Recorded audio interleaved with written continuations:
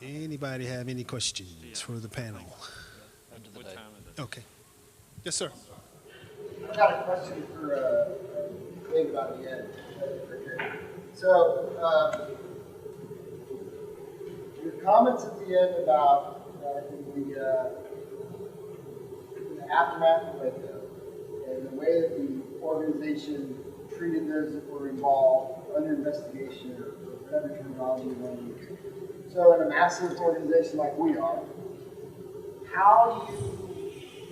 what are some of the things you've seen in that instance where you're kind of in the middle of that? So you've got folks working for you, and you've got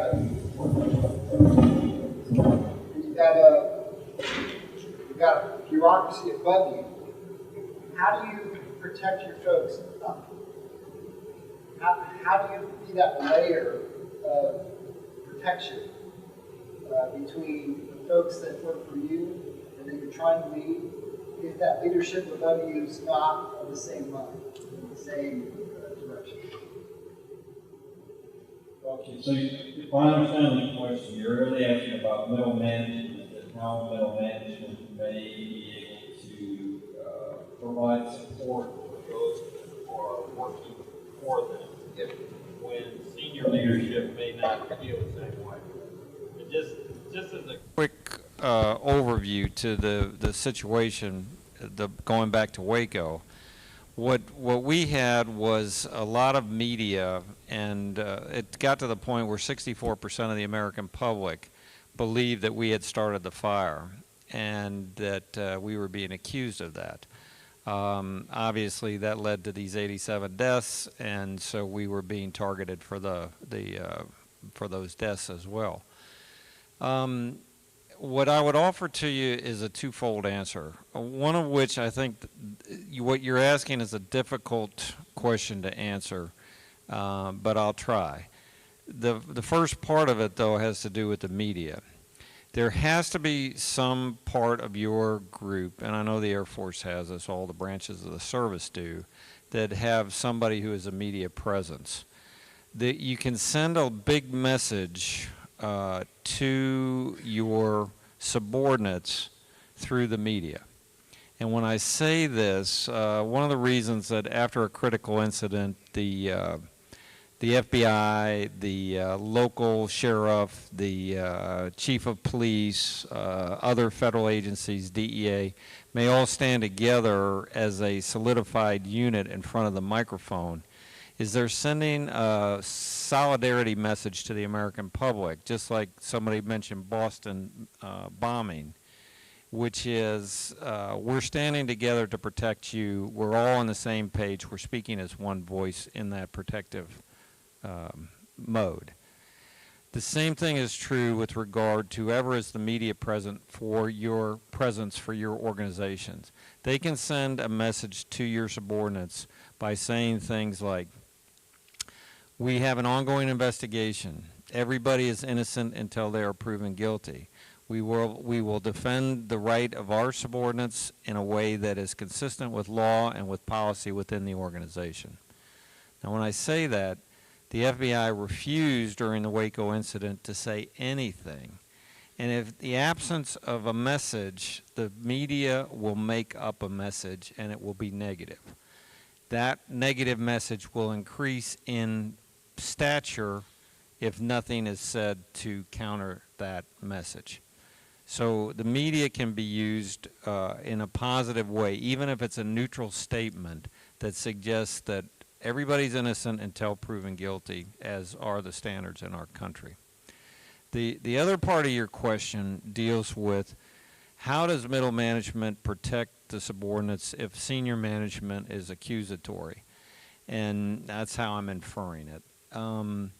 That's a more difficult process because the middle management has to stand up, and that's not always easy. And it takes a lot of character, a lot of integrity, and it also takes faith in those that maybe are being accused. And it's always difficult.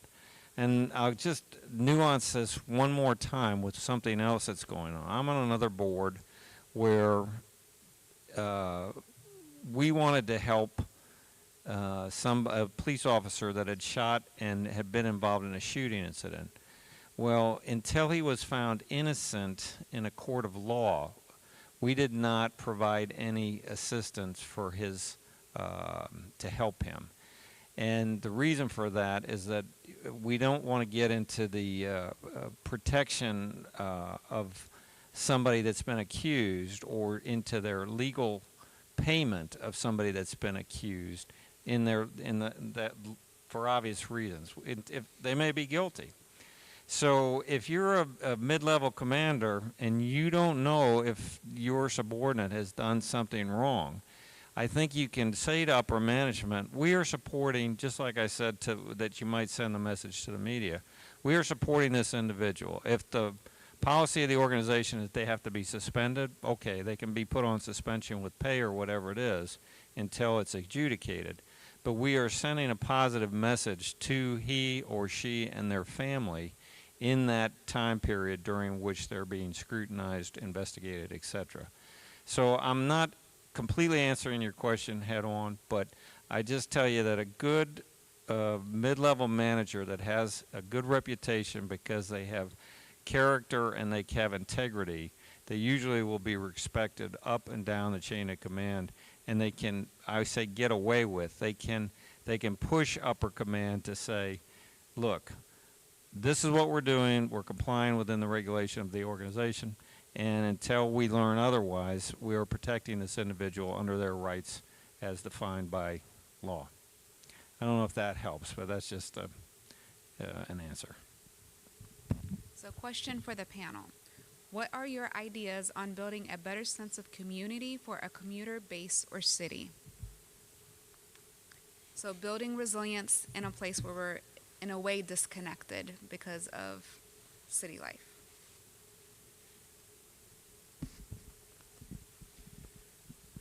So there's a lot of efforts being put toward, when I talked about the strength of the wolf as the pack.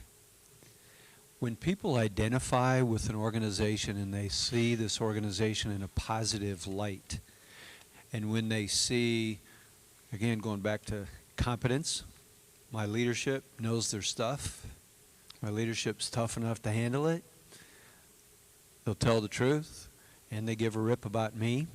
And if that becomes part of our culture, then I can be strong because we can be strong.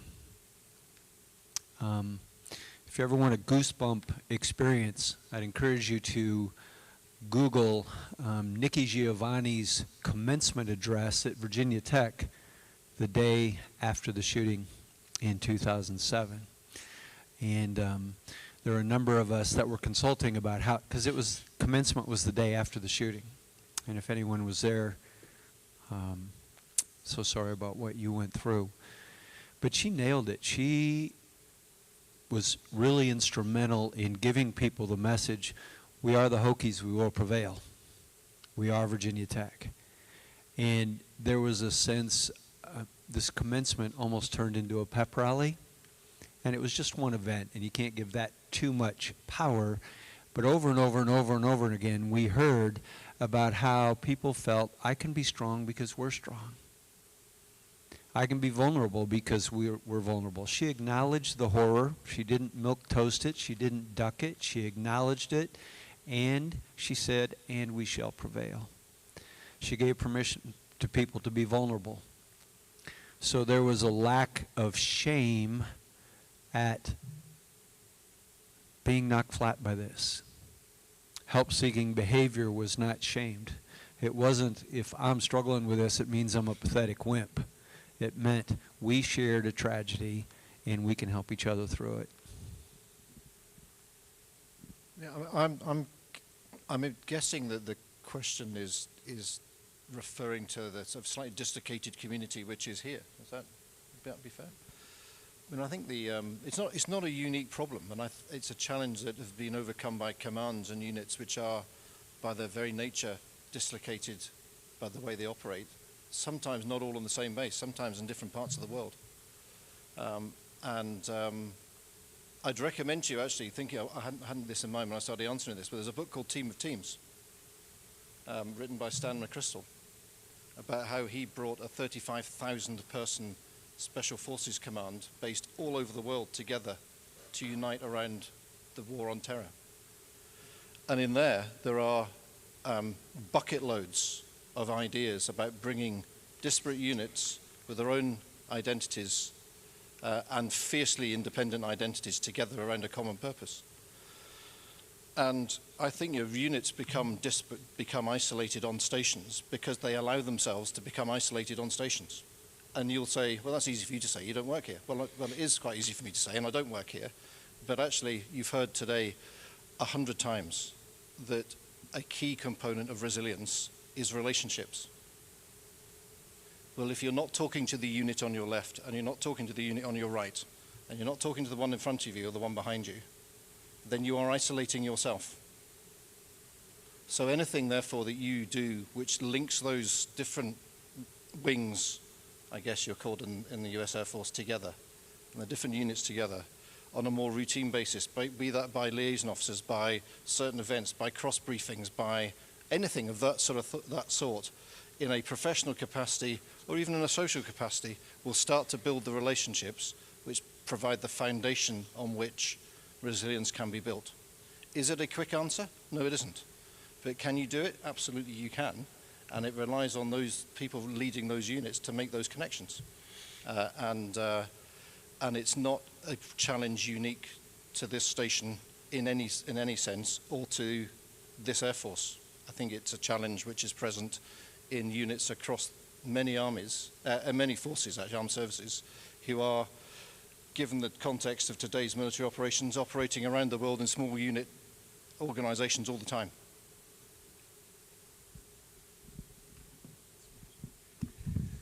For Mr. Richmond, the question is, after your injury, what did your leadership do that was most supportive for you and your family?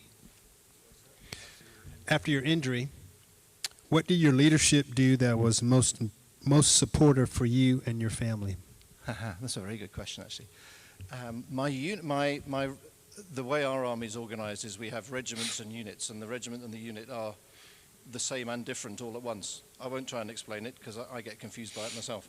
But anyway, the regiment looked after me and my family in a very supportive sense very well. They understood they understood a lot of the challenge that we were facing at the time. I think the army didn't know what to do with me because I was then, I think I still am, the most senior British officer wounded in recent conflict. Not a T-shirt I set out to earn, I have to say, but it's one I've got. And I think our system at the time knew what to do with you, and we had an entire recovery system that was growing in competence and sophistication at that time. And if you were anything up to probably a captain or a warrant officer in army ranks, it absolutely knew what to do with you. And there was a process to do it. When you got to be a major, they were a bit more, not so sure what to do with this guy, but we'll do, and to W2 or W1, a bit more dodgy, but they sort of muddled their way through. When you got to Lieutenant Colonel, they really didn't know what to do with me. And they kept posting me. I kept getting jobs, even though I spent most of my time in hospital or at our rehab center, to the point where I was promoted while I was injured, which shouldn't happen. I wasn't complaining. I got paid more. But I couldn't do my job, which actually added pressure to me and to the family. And it led to a situation where actually I could take you to the very place I had what I describe as my eureka moment, where my recovery was challenging for lots of reasons, but I was I think I said to you, I was actually single-minded on getting back to be able to play with the children, take exercise, and go back to duty. Those are the things I'd fixed on. And I was so bloody minded about it that actually it helped me through the hard days and then just got in the way. And the bit that got in the way was I tried to do everything, I tried to carry on like nothing had happened. And of course something had happened. Somebody at Headley Court, which is our defense rehab center, passing me in the corridor, and I could take it to exactly where it is now, and all she said was, "How are you today?" And I turned and I unloaded to her rather than at her about everything that I was feeling at the time, because I felt I wasn't being a very good dad, I wasn't being a very good husband. I was chief of staff for the Land Warfare Centre in name, which is a busy job. I certainly wasn't being very good at that, and I wasn't being very good at doing my own rehab and recovery. I was shockingly tired and losing weight like there was no tomorrow. In my birthday suit, I'm normally about 13. There's 14 pounds in a stone, so you can work all this out in yourself, because you guys work in pounds, don't you? I was about 13 and a half stone. I'd gone down to just over 10. Sorry, I was just 11 stone. I'd just through all this is going on. So I had a at her, and then thought, oh, actually, I think in verbalizing all my frustrations, the little sort of ding went off above my head. And I think within the hour, I'd gone and phoned my posting branch and said, you've got to get me out this job. Something had to give. Well, family can't give, children aren't going to go away, my recovery's not going to stop. So logically, one thing that can give has to give. You need to get me out of this job.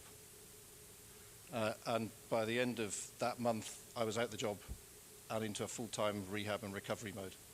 So that was a bit of, somebody had to ask the question to get me to about it.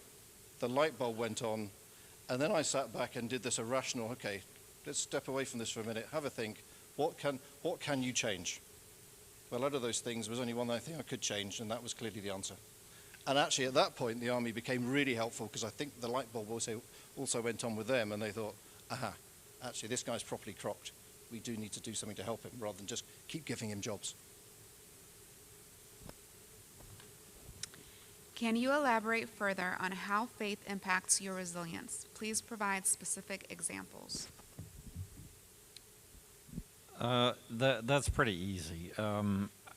For me, it's fundamental. There's infinite intelligence greater than self. You can call it God, you can call it Allah, you can call it something different.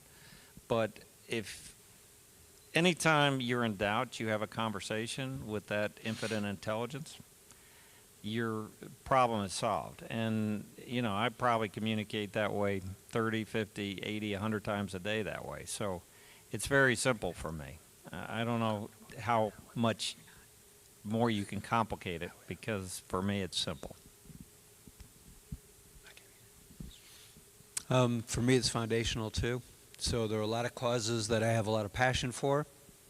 For me, my faith is integrated within each of them. And so it's not only how do I be a good dad, but how do I integrate my faith into being the best dad I can be. But if I look at the three things that I listed as points for resilience, okay, so one, obvious, it provides me with a cause greater than myself. Two, the social support. Tend to hang out with a lot of really nice people who share the same mission that I do. And we integrate our personal mission into an organizational mission, so you get to bring yourself wherever you go, which is a good thing.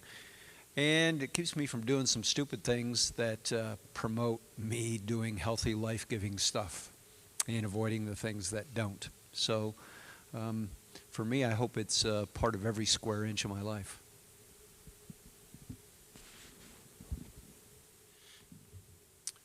This is for Mr. Vanderpool and anyone else.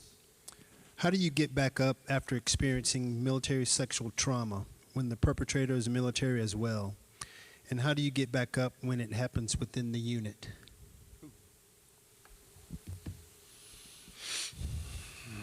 That's a hard one.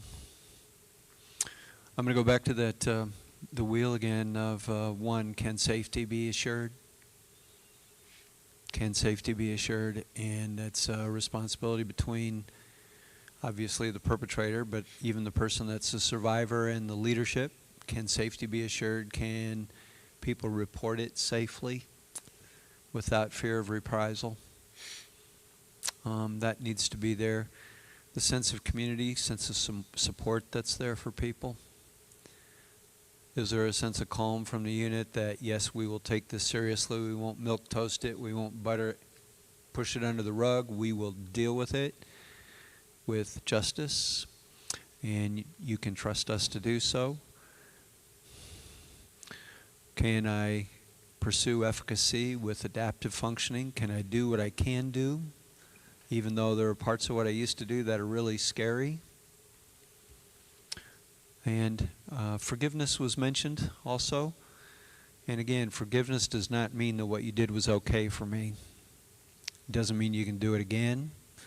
Forgiveness means I have the right to retaliate. I'm letting go. I'm going to let justice take its course. Because if I hang on to resentment, if I hang on to a grudge, that's kind of like me drinking poison hoping it kills you. And so it does me a favor to let it go. That's all I know about that on a base.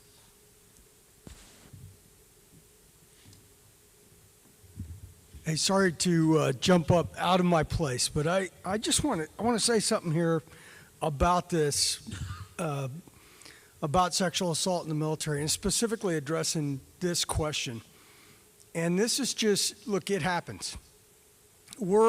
I wish we could give people a blood test and we could figure out who predators were, but we can't. And frankly, predators are very good at hiding their identity and helping the rest of the world see them the way they want to be seen. We can't give a blood test. We don't know who the predators are. We have predators in our units because we're a reflection of the rest of society, and they're there. So, you know, you've heard a lot today about helping individuals when they face adversity. And so for leaders, I do have two things. One is take all of this stuff, treating people with compassion, listening, you know, all of that is all a recipe for success. But success isn't going to make the adversity go away. Don't assume that, but you can be helpful. The second thing is I want you to think about trust. Okay, and this specific crime and what it does to trust in units. Because, you know, when we think, I've heard it described, sexual assault inside a military formation, you know, one military member on another one, and it's not always man on woman, by the way. Sometimes it's man on man, very infrequently woman on man, but it has happened. But when that happens, I've heard people describe it as fratricide. I don't think that does it justice, because fratricide is an accident. See, when we call in fire on ourselves and we cause casualties that we didn't intend to or whatever, that's an accident. This is a result of deliberate fratricide, if you will. This is an attack on ourselves inside the formation. And nothing can break down trust and cohesion in a unit and destroy a unit quicker than a deliberate attack on each other. So for all of you in leadership roles, I just suggest you think about how serious this is and what the implications of it are, and how if there's a breakdown in trust, you're going to have to work really, really hard to get that trust back. Because without that trust, your unit won't be cohesive and you will fail in combat.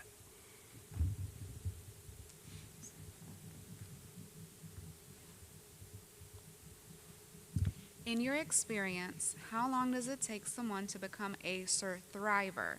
Have you seen someone turn from victim to survivor? If so, what clicked? No, there's no timetable. It's different for everybody. It's different for everybody. And again, and part of it depends a lot on how were they doing before the incident happened. And so I don't have a timetable. Anybody in here a lot smarter than me that does, but it's different. It's on everybody's own individual timetable. It depends upon the other factors. How were they doing before? How much support do they have? Are they wrestling with these questions? Do they have some of those answers? Sorry, that's all I know. So this one is a two-part question. First for Mr. Richmond, All Blacks New Zealand rugby or England rugby? Who asked that? Stand up if you think it's England. That's your answer. And just just to go back one step, if I may, just quickly on the how long to be a survivor. You know, I look at this as an entire layman, just having lived the experience as opposed to observed the experience, or studied it rather. And I think the guys who, I look at the guys I went through injury and rehabilitation surgery with, and in my simple mind, they comply with pretty much a bell curve. There were those guys at the extreme right-hand end who never look back. They just picked themselves up from whatever the injury was, however catastrophic it was, and they made the most of life and they keep going. Will something catch up with them in due course? I don't know. Maybe it will, maybe it won't. There are a whole load of guys in the middle who came to terms with their injury in their own time. Some a bit faster than others, but they all came to terms with it, and to varying degrees they're moving on.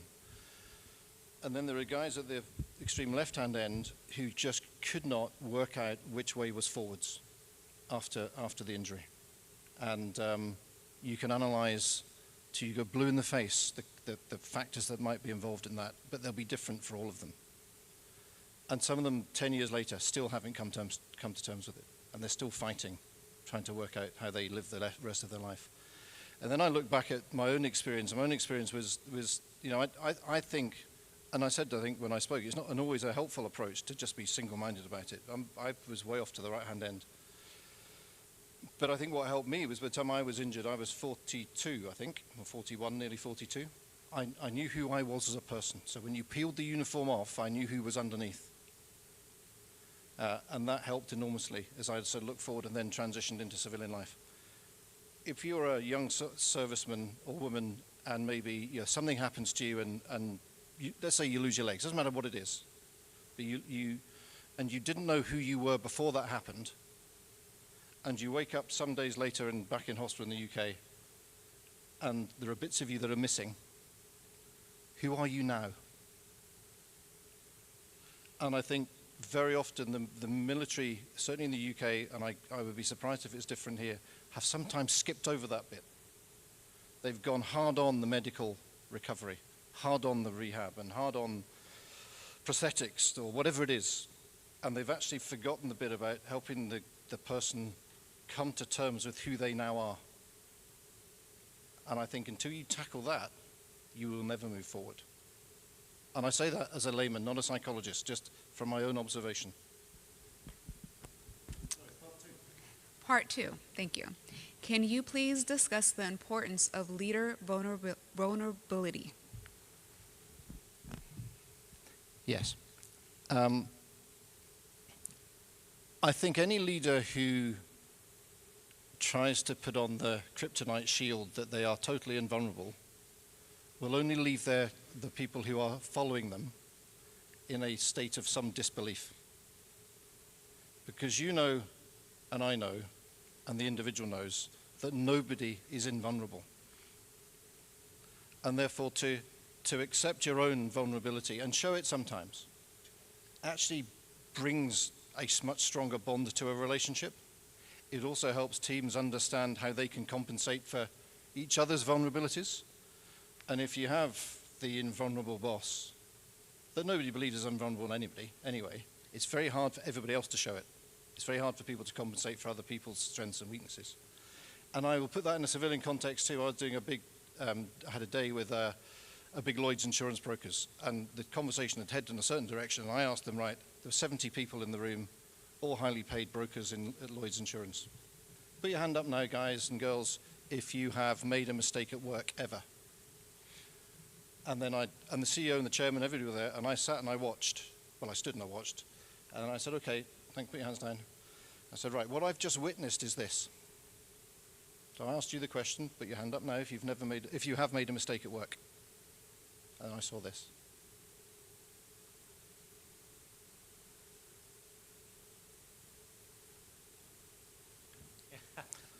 And that's what we did. We went through this entire pantomime. And I said, okay, how many of you would have believed the guy next to you if they hadn't put their hand up?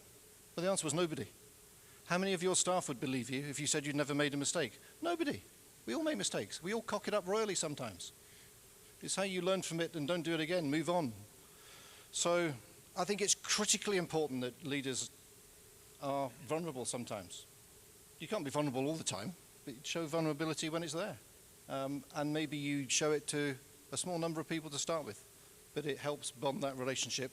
It helps them recognize, and yourself recognize, that you are a human being. I think it's interesting. Have you ever noticed that when you're really stressed, you tend to be kind of a caricature of yourself? You know, if you're brave enough to sit down for a caricature artist, it makes it look like you, but if you have kind of big ears, you become Dumbo, kind of a big nose, you're Squidward, right? They're brutal. I think stress does the same thing. And what I see in leaders is that oftentimes under the influence of stress themselves, they tend to take flight toward what they perceive as being strengths.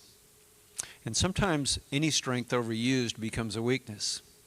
But if I'm really stressed and I'm a leader and I'm human too, if I think that I'm articulate, I might talk too much. If I'm decisive, I may be too autocratic and not include other inputs. If I think I'm funny, I may be sarcastic. If I'm analytical, I may be paralyzed by that analysis. I see people do that. And I see one continuum is between being competent and being compassionate. And you could have a leader that is really competent who will come across as completely uncaring, even though maybe they do. And so it's really hard to be both at the same time. And I know when I train business leaders how to deal with tragedies and how to lead their people, I say it's okay to feel, but they need to know you're tough enough to handle it. It's okay to be competent, but they also need to know you give a rip. So if I'm drowning, I want a lifeguard who knows how to swim and isn't panicked, but I want him to care about me. Mostly I want him to know how to swim, but I want him to care about me too. So I think the answer is both. You can, yes, be vulnerable. Yes, acknowledge you make mistakes. Yes, acknowledge that this is really tough. Yes, if somebody's going through something, it's okay to be emotional with them, but they need to know that you know how to swim. Both. I just think a story worth telling that many of you may know, but it's the story of George Washington after the Revolutionary War was over, in which the war was won, and now there was a question about what the future of what was going to become the United States was going to be. And he was in front of all his officers who were the natural individuals to take control of the country because they felt like it was their right, they were entitled, and they were all looking for a power grab. And they were arguing, and he came into the room and apparently walked to the front of the room, sat down and pulled out a pair of glasses, and he had never worn glasses as a part of his command. But in doing so, the vulnerability that we've just been talking about in his subordinates was there. And suddenly they realized that not only had the war been costly to them, but to this man who they obviously lionized had become old in that process, and now he was showing a bit of his vulnerability, which then carried the day, calmed the tension, and then they began the discussion about the future of the nation. Somebody once said to me about leadership, they said great leaders know when to follow. You don't know everything as a leader. The bigger the organization you lead, the less, arguably the less you know about every corner of it. You know when you need to follow somebody. And therefore those who don't know when they need to follow and try to lead everywhere can often lead you to the wrong place. So that's it for the panel. Dr. Molly, it's time for the wrap up, or? Yes. Thank you, panel.